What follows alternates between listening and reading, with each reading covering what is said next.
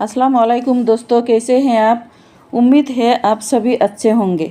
आज मैं अपने दोस्तों के लिए शेयर करूंगी गुलाब जामुन मिठाई की रेसिपी। बिल्कुल सॉफ्ट, मुलायम और रस से भरे हुए गुलाब जामुन। तो चलिए रेसिपी देख लेते हैं। सबसे पहले एक कढ़ाई में 2 कप चीनी ले रही हूँ और उसके साथ 6 कप पानी डाल दूँगी। 2-3 इलायची भी डाल दें। अब चीनी खुलने तक चलाते रहे। एक उबाल आने के बाद ज़्यादा पकाने की ज़रूरत नहीं है। गैस बंद करके ढक्कन लगाकर इसे एक तरफ रख दें। अब एक बाउल में कमरे के तापमान वाले 2 अंडे लें। इसमें 2 बड़े चम्मच चीनी, 2 बड़े चम्मच पानी और 1 बड़ा चम्मच तेल डालें। अब इसे अच्छी तरह मिला लें और एक तरफ रख दें।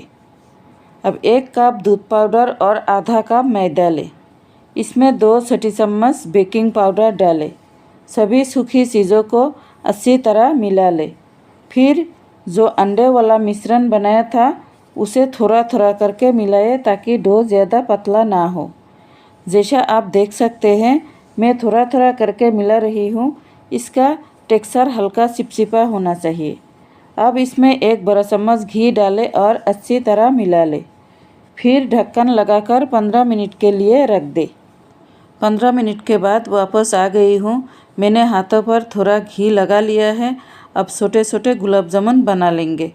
आप चाहे तो अपनी पसंद का आकार दे सकते हैं, गोल या लंबा। मैं गोल बना रही हूँ। गुलाब जामुन तलने के लिए तेल हल्का गर्म होना चाहिए। जैसा कि आप देख सकते हैं तेल सिर्फ गुनगुना है, ज़्यादा गर्म नहीं है।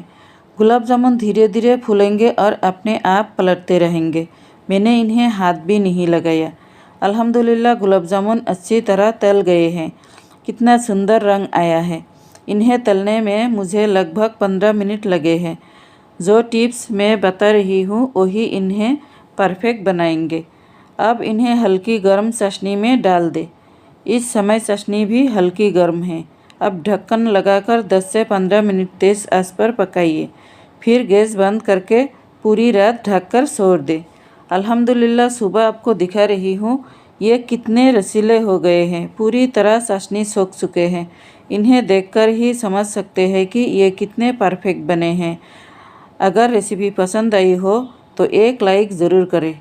इनके अंदर जो जाली जाली टेक्सचर बना है वही परफेक्ट गुलाब जामुन की निशानी है। शुक्रिया। अल्हम्दुलिल्लाह।